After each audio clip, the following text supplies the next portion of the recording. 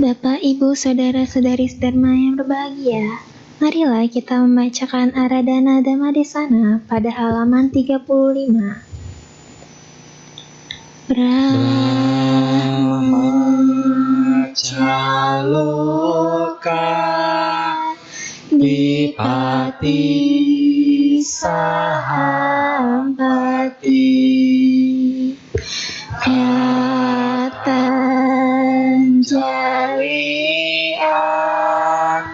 Diwara Ayacata Santi Dasata Paraja Kajatika Desetu Dhamma Anukampi Mahampaja. Brahma Sahampati, penguasa dunia ini, beranjali dan memohon. Terdapat makhluk-makhluk yang memiliki sedikit debu di mata mereka. Ajarkanlah Dhamma demi kasih sayang kepada mereka. Namo tassa bhagavato arahato samma sambuddhassa. Namo tassa bhagavato arahato samma sambuddhassa. Namo tassa bhagavato arahato samma sambuddhassa. Dananca dhammajariyaca tammang kalamuttaman te.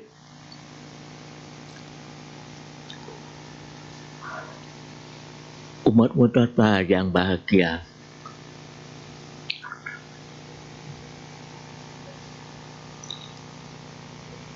bulan ini adalah bulan Kathina.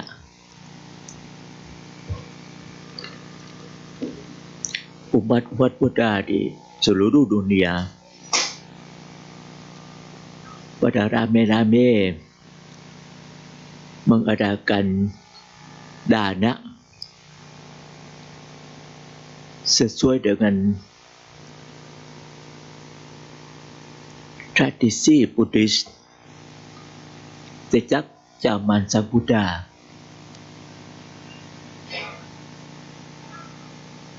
Selesai masa wasa, maksudnya musim hujan,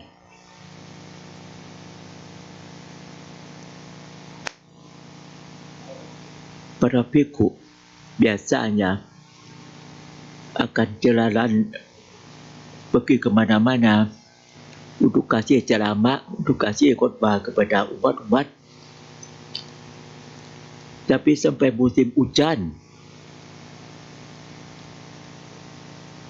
penduduk pada tanam padi, tanam pohon.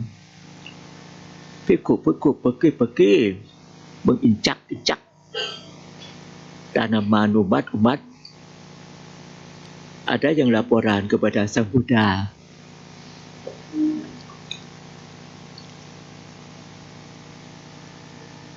Sang Buddha membuat peraturan. Kalau musim hujan, banyak tanaman baru-baru itu bhikkhu menginjak kurang bagus. Beliau membuat peraturan. Bhikkhu tidak boleh pergi jalan-jalan waktu musim hujan. Harus diam di satu tempat selama 3 bulan. Sebab di India itu ada 3 musim. Ada musim dingin, musim panas, dan musim hujan. Jadi tiap musim itu ada 3 bulan. Waktu Sang Buddha masih jadi panggilan Raja Suddhodana, ayahnya panggilan Siddhartha membuat istana dekat tempat untuk anaknya bisa tinggal di tempat sesuai dengan musimnya. Kalau musim dingin sekali, ada tempat yang ada heaternya. Di sini kurang ada heater sebab tidak dingin. Tidak seperti di daerah dingin.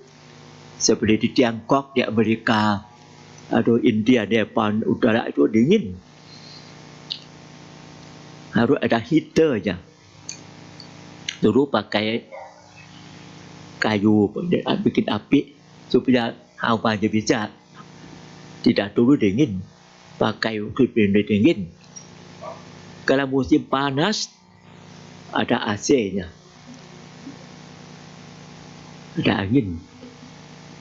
Dulu pernah tahu pakai AC apa ya. Dia bilang pakai AC. Tapi kalau musim hujan, pindah tempat yang tidak terlalu dingin, terlalu panas. Kenapa Raja Suddhodana bikin sampai 3 tempat untuk panggilan Siddhartha? Bisa diam di tempat yang enak. Sebab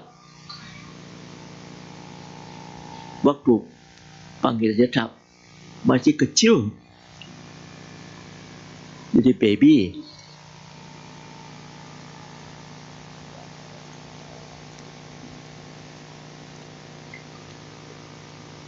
Raja Suddhodana mengundang lamaran. Orang bisa melamar banyak. Ada yang bilang panggilan Siddhartha kecil ini nanti ada 2. Satu bisa jadi Maharaja.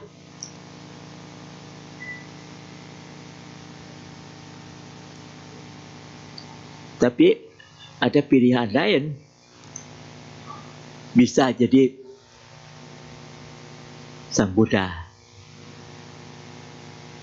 Sebagai ayahnya, sebagai raja, beliau ingin supaya anaknya menjadi Maharaja. Tidak mau anaknya jadi Sang Buddha. Apa yang bisa lakukan? Dia bangun tempat yang enak sesuai dengan musimnya, supaya anaknya senang. Tidak mau jadi bhikkhu, tidak mau jadi orang petapa, supaya bisa jadi Maharaja. Keturunannya jadi bisa, beliau jadi raja, beliau juga anaknya bisa jadi Maharaja sesuai dengan lamaran. Tapi ada satu bilang panggilan kecil ini nanti pasti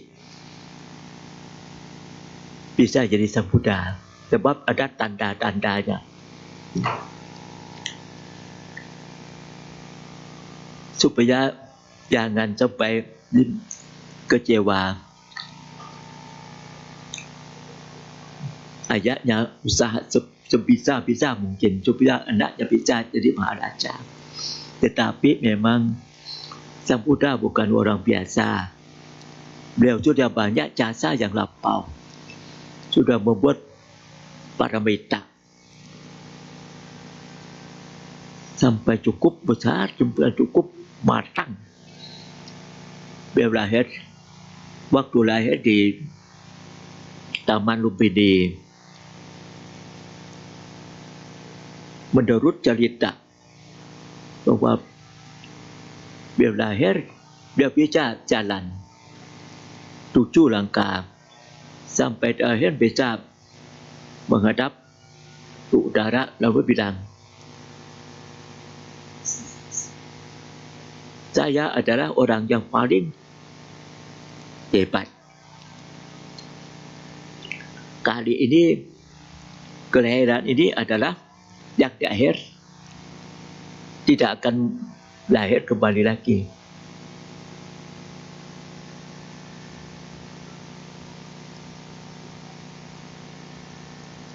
Maksudnya beliau sudah banyak jasa yang lampau sebagai orang bodhisattva. Kali ini akan menjadi Buddha. Walaupun sudah dilayani dengan istana, tingkat istana, macam-macam sampai dapat pilih perempuan yang cantik waktu usia 16 tahun. Dapat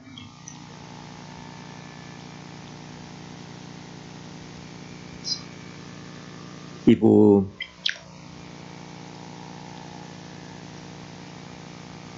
Yasodhara atau Pimpa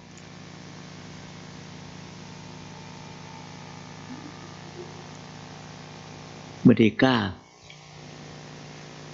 sampai dapat anak satu, Laula. Tetap waktu beliau jalan-jalan keluar kota dan dari istana, lihat orang tua, orang sakit, lihat orang meninggal dunia, dia timbul pikiran, kenapa manusia di usia tua sakit sampai meninggal dunia? Ingat bahwa ini adalah penderitaan manusia. Cara apa yang bisa mengatasi supaya tidak tua lagi, tidak sakit lagi, tidak meninggal dunia lagi? Ada pertanyaan besar. Akhirnya beliau mengambil keputusan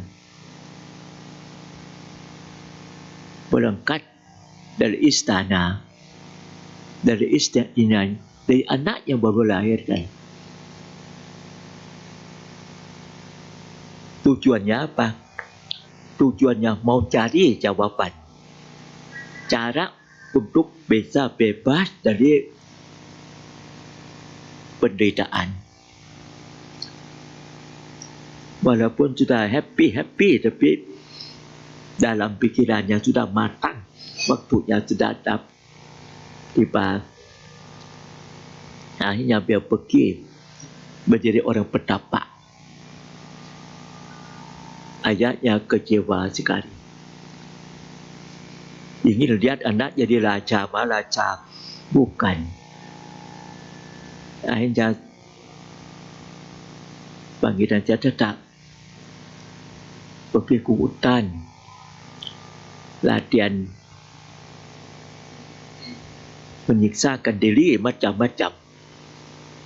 Dapat guru pertama yang namanya Uddaka Dawud, meditasi, dapat sampai 4 jhana. Tidak lama, cepat sekali. Guru yang bilang, sudah selesai, sudah lulus. Tapi panggilan tetap menurunkan, belum selesai. Kekurangan batin masih ada, keserakahan, kemarahan masih banyak. Minta izin dari gurunya. Sebab gurunya bilang, sudah lulus, boleh jadi ikut jadi guru untuk murid yang baru. Beliau pindah tempat cari guru yang lebih tinggi. Guru yang kedua namanya Alala Dawud. Meditasi sampai lupa jhana 4 lagi. Pikiran tenang sekali. Meditasi memang tujuannya untuk bisa dapat ketenangan batin. Lulus, selesai. Gurunya juga bilang, sudah lulus. Tapi panggilan tak menurunkan. Belum. Keserakahan yang kasar, yang dengar sudah hilang dengan meditasi. Tapi dalam sekali, yang halus sekali, keserakahan yang halus, kemarahan yang halus, kebodohan yang halus atau avijja, ketidaktahuan masih dalam pikiran beliau. Tanya sama gurunya, bagaimana Bapak masih ada yang dalam gurunya angkat tangan, tidak mampu, tidak bisa. Oleh karena itu, Bang Iraja tak mengambil keputusan. Beliau harus usaha sendiri. Sebab dia dah ada guru lagi. Dah mampu lagi. Cari mana-mana dari. Sebab itu ilmu yang paling tinggi sampai Upacana. Ini adalah namanya Samma Sambuddha. Sang Buddha yang bisa mencapai jubah dengan sendirinya. Sebab dia ada guru lagi. Apa yang dilakukan oleh Pangeran Jeta betul? Beliau mencoba latihan sebagai orang bertapa, yogi atau yoganya. Macam-macam dari orang India saja banyak yang melakukan yoga. Itu sudah dicoba oleh Pangeran Jeta. Macam-macam.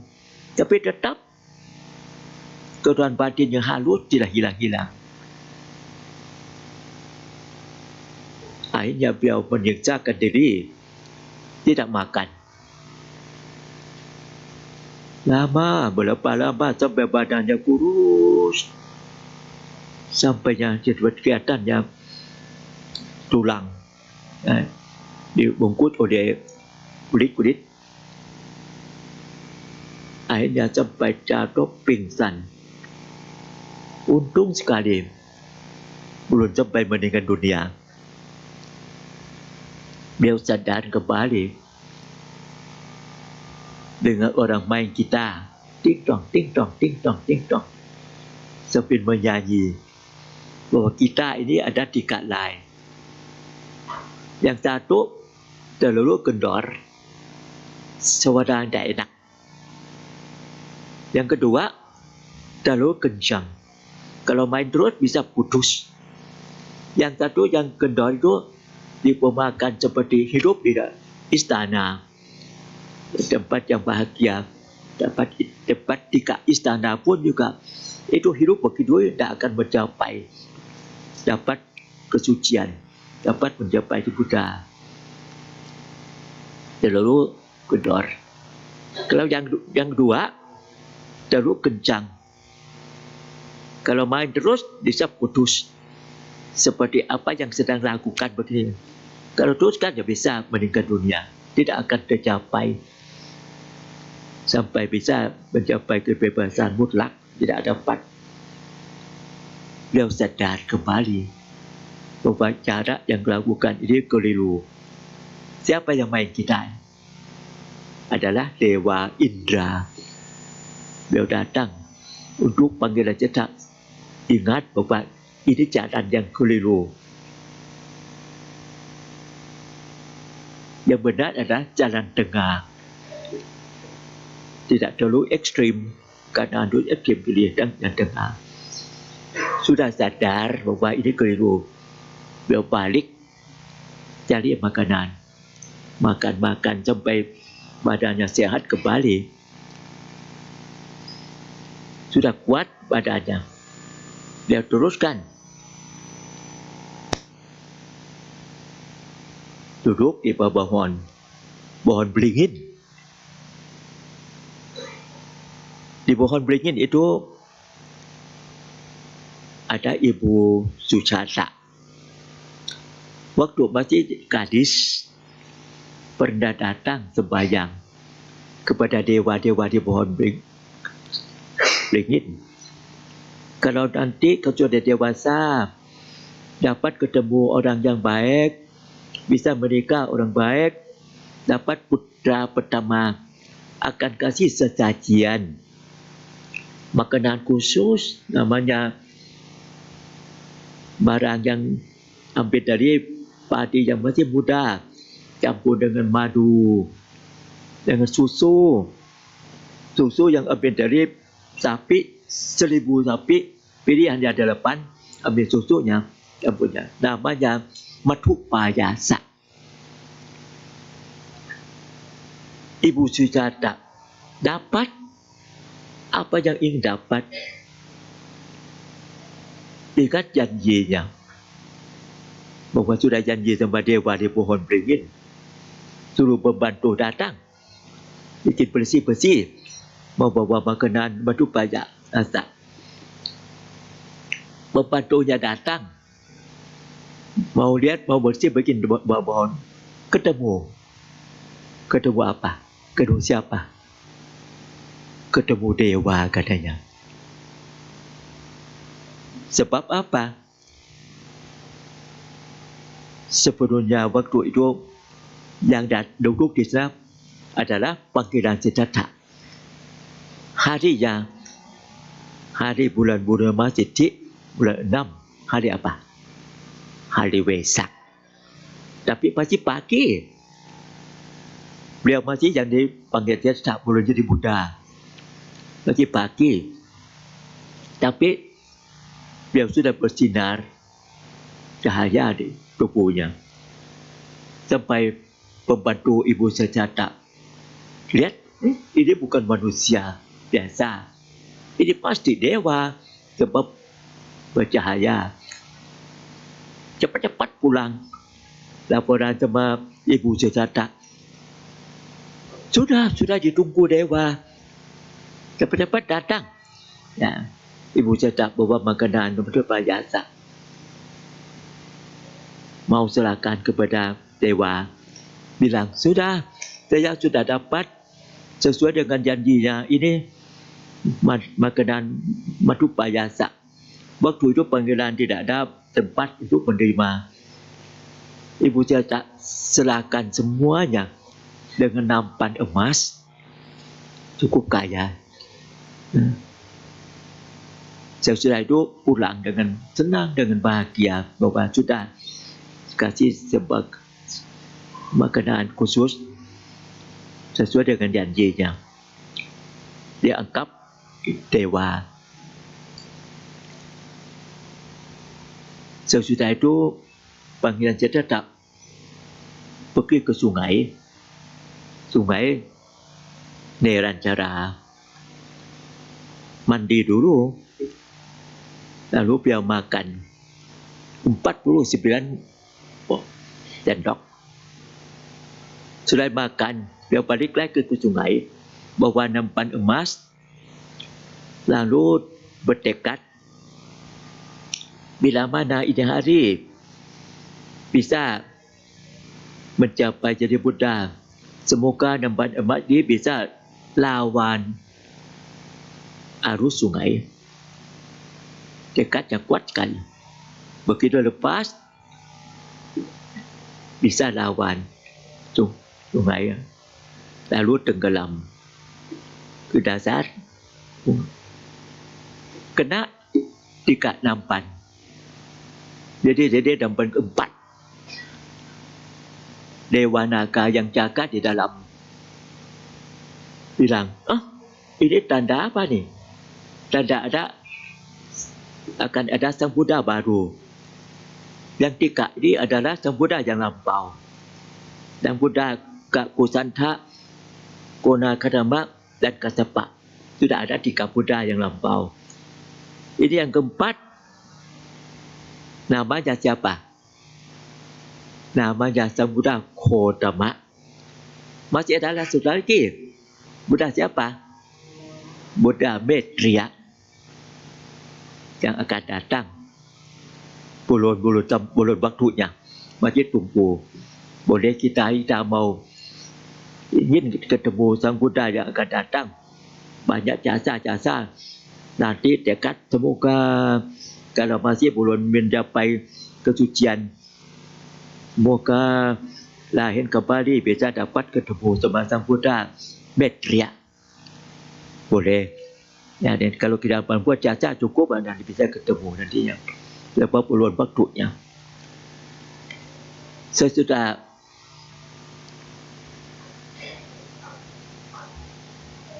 selesai mandi, dia menyeberang sungai, duduk di bawah pohon asatha.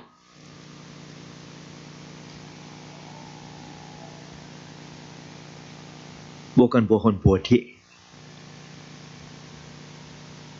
Pohon bodhi itu, nama bodhi itu adalah pohon apapun. Kalau calon Buddha duduk di bawah pohon itu lalu bisa mencapai bodhi, jadi Buddha, pohon itu akan dipanggil pohon bodhi. Tapi nama aslinya bukan pohon bodhi. Sang Buddha yang lampau pernah duduk di bawah pohon bambu. Pohon bambu itu jadi pohon bodhi. Buddha yang lampau lain duduk di bawah pohon beringin. Pohon beringin juga pohon bodhi. Tapi sang Buddha sekarang beliau duduk di bawah pohon asata, mencapai jadi Buddha. Pohon itu jadi namanya pohon bodhi. Nama bodhi bukan nama aslinya. Beliau duduk di bawah pohon itu, diam meditasi. Datanglah Dewa Mara, suruh bangun. Tempat itu dituduh tempatnya. Panggil aja tak bilang bukan. Beliau dapat tempat duduk ini sebab dulu sudah lakukan perbuatan berjasa. Sudah berapa kali kehidupan dalam banyak sekali. Sampai dapat tempat duduk begini. Dewa Mara tanya, siapa saksinya? Tidak ada orang lain. Panggil saya tunjuk kepada Ibu Betawi. Muncul jadi orang perempuan. Ya, saya boleh jadi saksi. Sebab kehidupan yang lampau. Waktu panggil saya tetap selalu membuat jasa-jasa.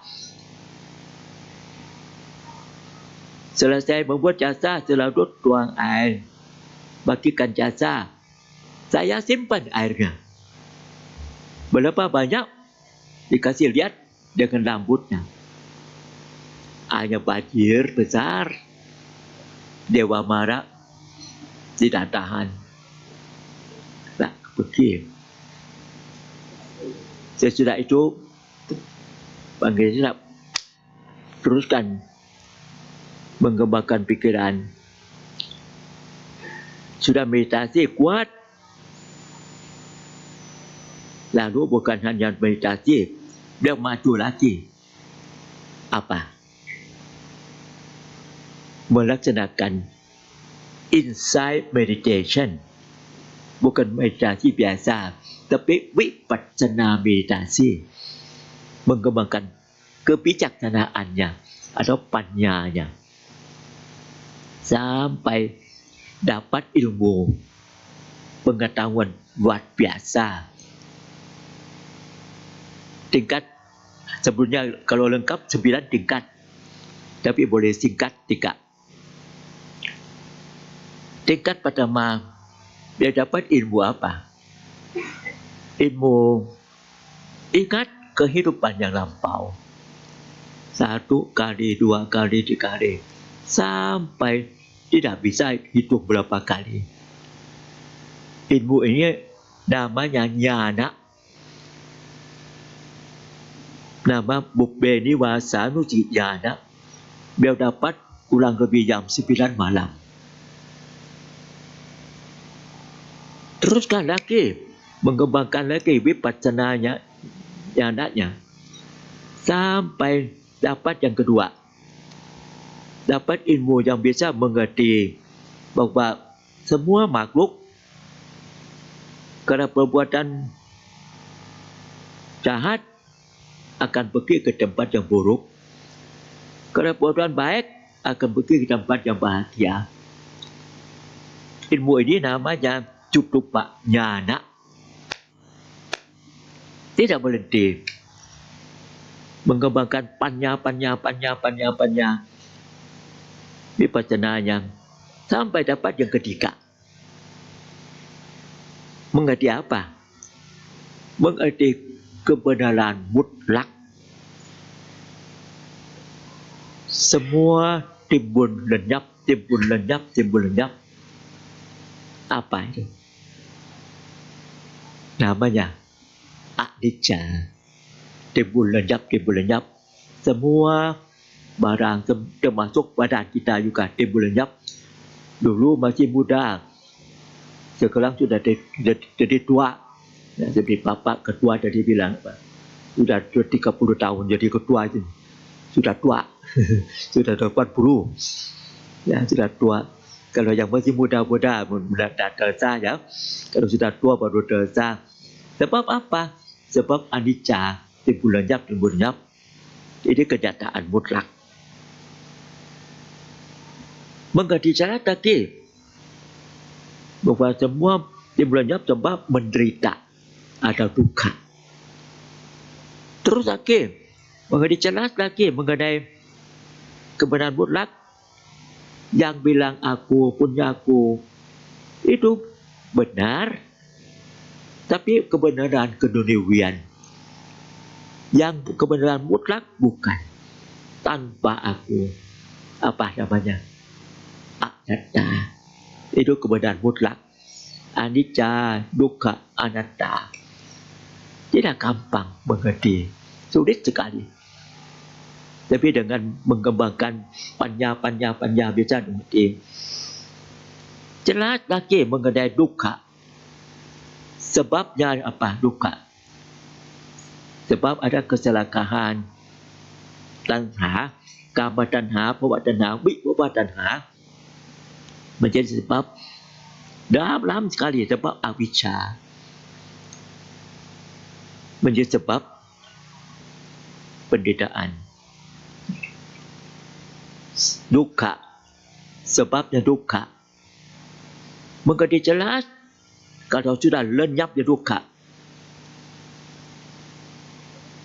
Dan mengerti jelas caranya apa yang bisa lenyapkan dukkha adalah 8 jalan mulia. 8 jalan utama atau disingkat jadi sila, samadhi dan panya.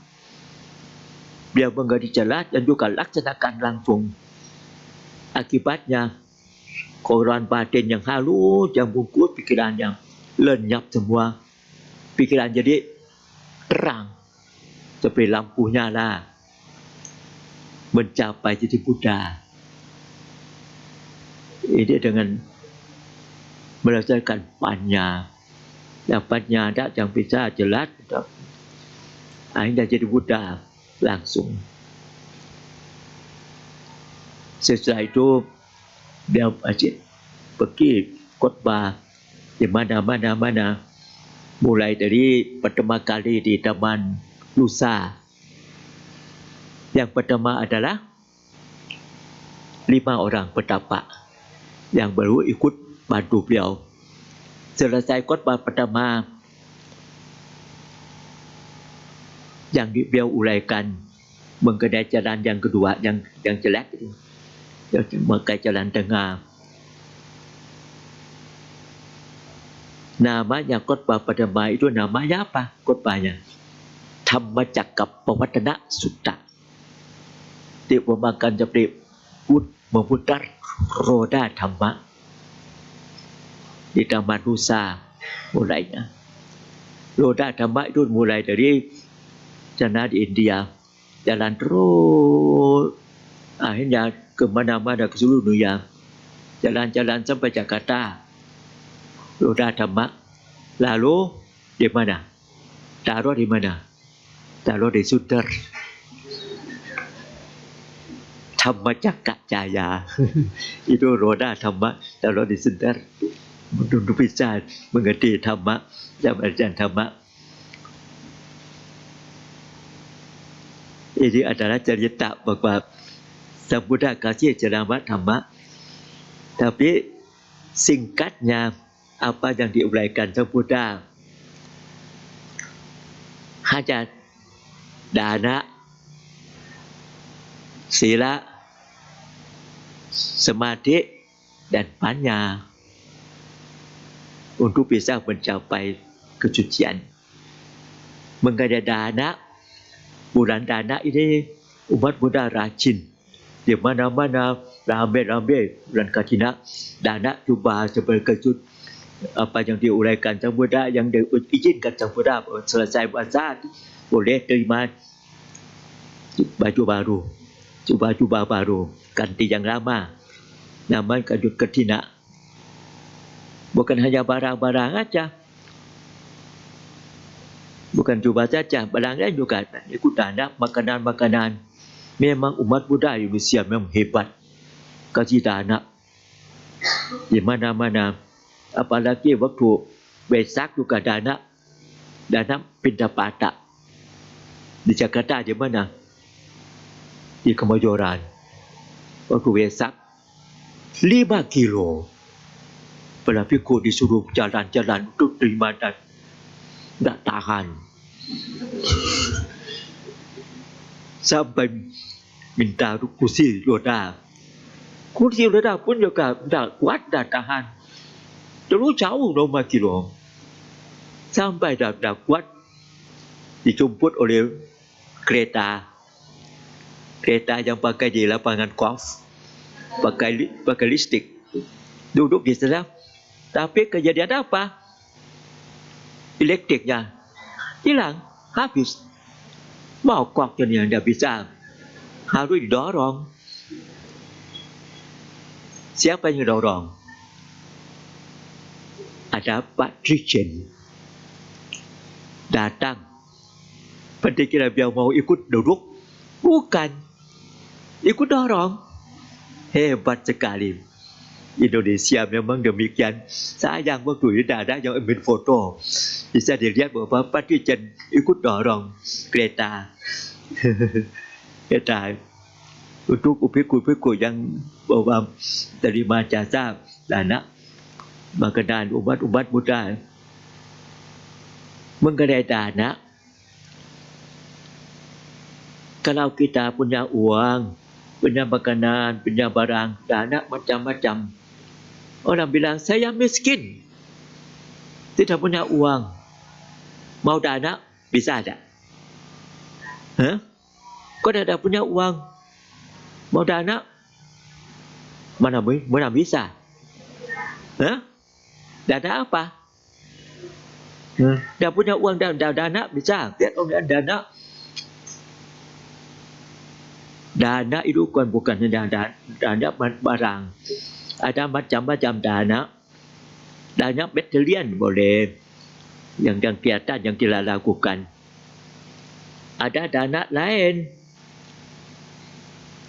Nah, mau dana,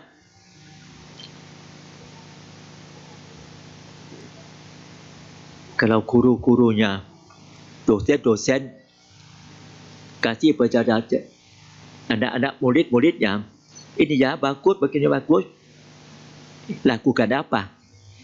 Lakukan dana ilmu pengetahuan. Nah, dana juga. Kalau kita kasih nasihat orang begini ini kepada anaknya, kalau siapa saja muridnya, itu sedang berdana. Tidak pakai batalion, bisa dana. Atau lihat orang kerja macam-macam, bantu angkat. Dana juga. Dana apa? Dana dan kekuatan. Dana. Tidak usah pakai uang. Tidak dana. Apalagi kalau orang minta maaf, boleh dana? Bagaimana caranya? Bilang apa? Kalau minta maaf, bisa kasih tak? Boleh kasih dana. Caranya apa? Bilang apa?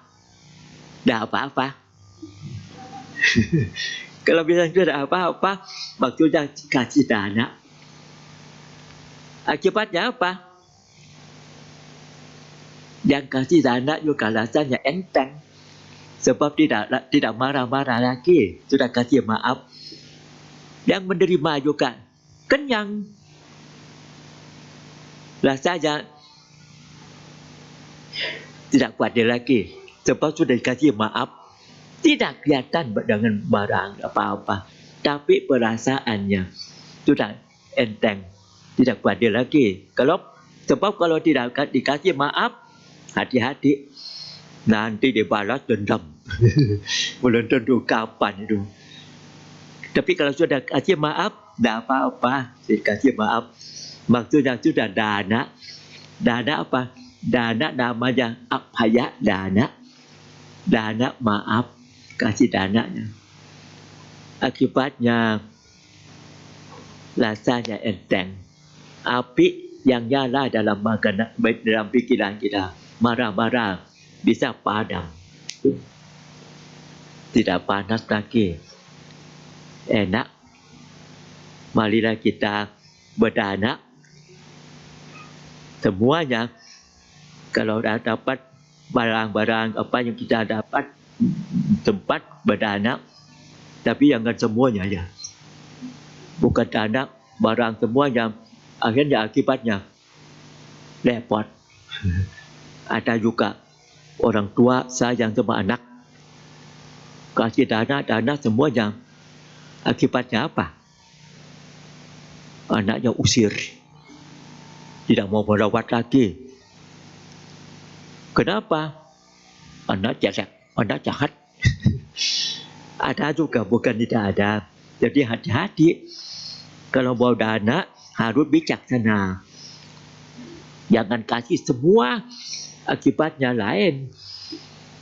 Belum tentu anak akan bisa mengerti. Sebab anak-anak yang baik yang tetap merawat orang tua. Tapi anak yang jahat, ada cerita tu. Pandai Moggallana, beliau memang hebat, kekuatannya besar sekali. Tapi waktu beliau sudah usia tua, dibunuh oleh penjahat. Apa sebabnya? Padahal beliau itu banyak kekuatan. Masih ada orang jahat bunuh beliau. Beliau merenungkan, oh ini adalah akibat dari karma jelek yang lampau. Waktu beliau lahir, tinggal sama orang tua sudah tua, sudah buta.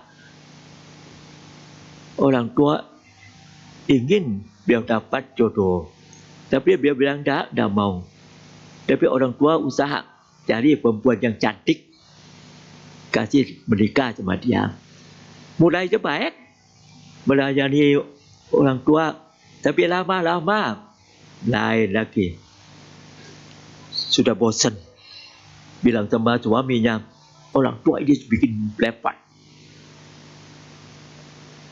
Lama-lama ikut istrinya, tidak mau lagi melayani. Bawa orang tua tinggal di hutan. Orang tua sudah buta. Lalu pura-pura datang seperti orang jahat, bunuh orang tua. Padahal orang tua bilang, anak-anak pergi. Ini orang jahat datang. Akibat jelek, lahir jadi alam manusia, sudah jadi alahat. Moggallana, akibat yang lampau, kuat sekali sampai orang jahat datang tangkap bunuh dia. Ini contohnya. Sebagai anak-anak, ingat cerita. Kalau ada yang orang tua merawat dengan sebaik-baiknya, jangan lakukan seperti Pandai Moggallana waktu jahat dulu. Nanti akibatnya akan buruk sekali. Jadi kalau kita ada anak, hati-hati. Jangan sampai seluruhnya habis. Belum tentu anak bisa sayang sampai mau merawat orang tua. Pakai bijaksana. Dapat dana sekian, masih simpan sekian. Anak bisa masih ingat, nanti kantong masih ada. Contohnya. Jadi musim ketina, musim dana, boleh dana barang-barang, dana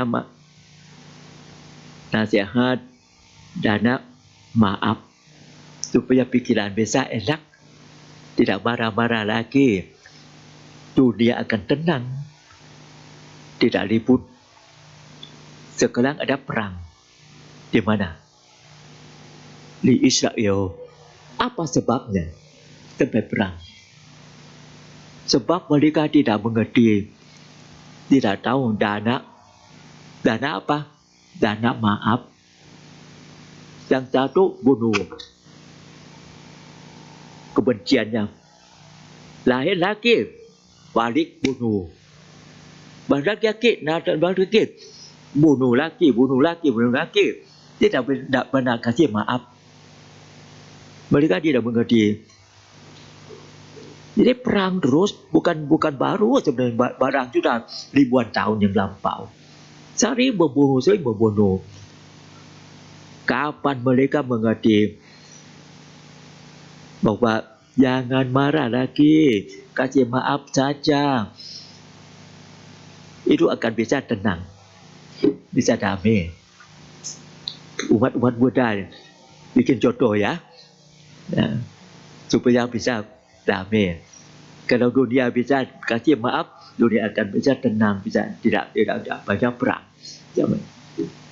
Jadi sebagai pesan bulan dana supaya kasih maaf, jangan lupa ya.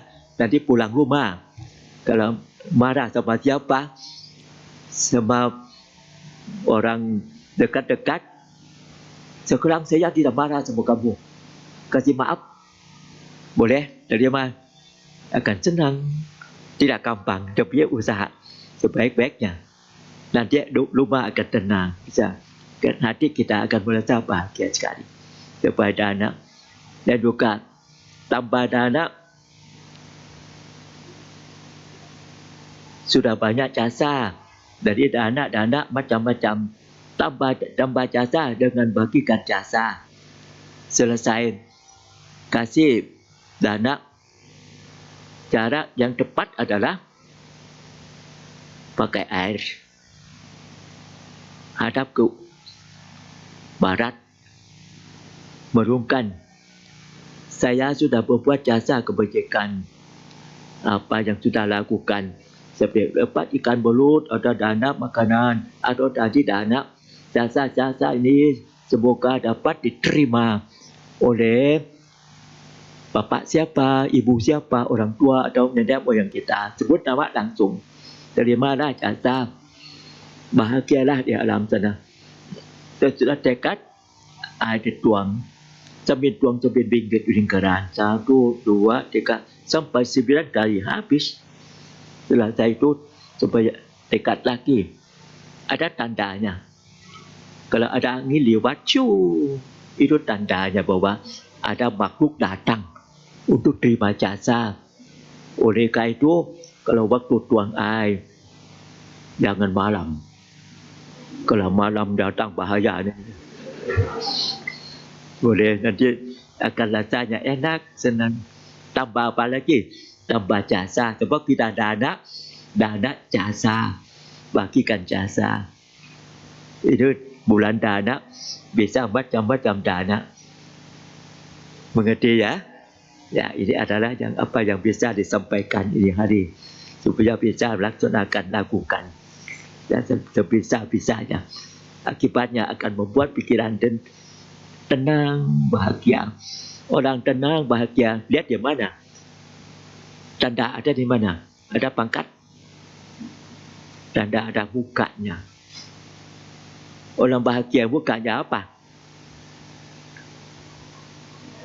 Merah-merah. Bukan merah-merah. Kalau merah-merah itu marah-marah. Mukanya akan begini. Senyum-senyum. Bahagia. Lain kalau orang marah-marah, muka merah-merah. Kebenciannya. Mukanya begini. Jadi kalau mau bahagia, kasih dana, mukanya akan begini. Hehehe. Bahagia. Kelihatannya. Kalau kita bahagia, orang dekat-dekat kita juga bahagia. Banyak yang ikut bahagia, senang. Ini akibat langsung dapat, tidak usah tunggu. Apalagi kalau selanjutnya bisa bahagia terus sampai badan kedua pindah alam pun juga dapat naik tempat yang bahagia. Mau ke mana? Mau ke lantai berapa? Dah dapat naik alam surakat lantai 8. Apalagi tenang kali meditasi naik sampai alam Brahma. Tapi bukan tujuan yang paling tinggi. Ini tinggi adalah mencapai kebebasan mutlak. Mencapai kebebasan mutlak jadi arahat. Ya, semoga umat-umat Buddha yang rajin ikut kebaktian ini hari dapat mengerti isinya untuk lalu melaksanakan dana yang bisa lakukan sebisa-bisanya. Ya, nanti pada kasih doa restu ya, kasih blessing. Ini kasih juga pada dana kasih blessing.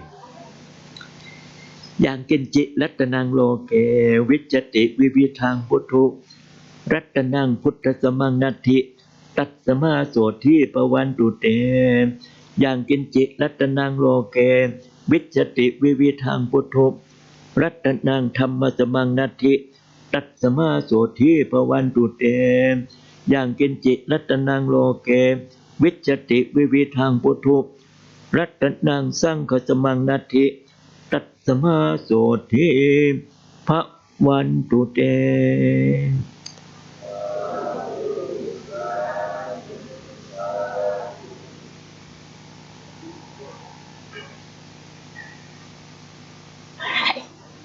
Ini baru pertama kali datang duduk begini. Enak juga ya. Apalagi yang sudah tua tidak bisa duduk lantai, ada kursi. Ini di sini nggak ingat kapan datang. Sudah berapa tahun yang lalu, tahun 28 nggak ingat. Baru balik lagi, kok lain lagi. Lupa, sudah lama. Baik, Bapak dan Ibu dipersilakan untuk berdiri dan beranjali. Kami segenap umat dan pengurus Wihara Putama Suka mengucapkan terima kasih atas Dhamma Desana Bante pada pagi hari ini.